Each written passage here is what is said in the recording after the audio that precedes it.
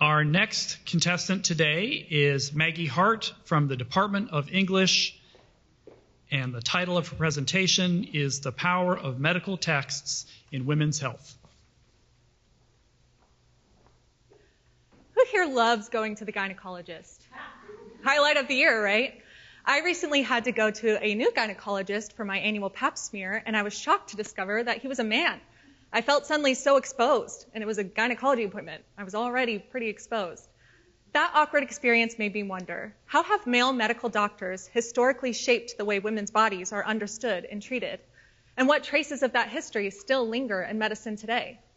Those questions brought me back to the 19th century, when gynecology first emerged as a formal medical specialty, mostly dominated by men. Before that, childcare and women's health was managed primarily through midwives. But as male physicians entered the field, they didn't just treat women's bodies, they wrote the textbooks that defined them. These texts shaped understandings about who could speak with authority on women's bodies and what counted as medical truth. My research focuses on one of these foundational voices, Dr. T. Guyard Thomas, author of A Practical Treatise on the Diseases of Women, which was a textbook used to train physicians around the world.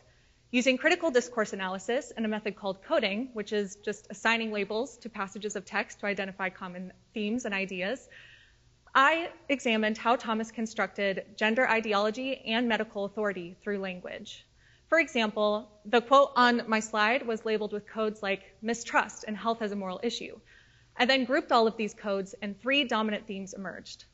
1, male medical authority was framed as objective and natural. 2, women were blamed for their illnesses. And 3, cultural bias was disguised as scientific fact. Thomas said things like women's reproductive systems made them inherently fragile.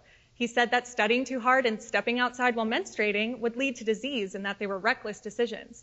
Oh, and any problems in the marital bedroom were, of course, the wife's fault, never the man's. These weren't neutral observations. They were moral judgments dressed in the language of science. But this book came out in 1880, so why does it matter today? Well, those early texts didn't just reflect medical thinking, they helped to shape it.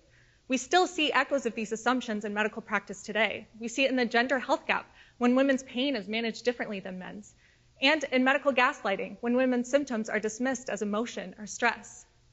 By revealing how medical language shaped women's health, my project highlights the power of language, and it invites us to reflect how today's health rhetorics influence what we think about bodies, illness, and what it means to be well. So if you remember nothing else from this talk, remember this. Medical language isn't neutral. It's rhetorical, and it's powerful. It shapes whose voices are heard, whose pain is believed, and whose bodies are trusted. And if you have a cervix, don't skip your next pap smear. Thank you.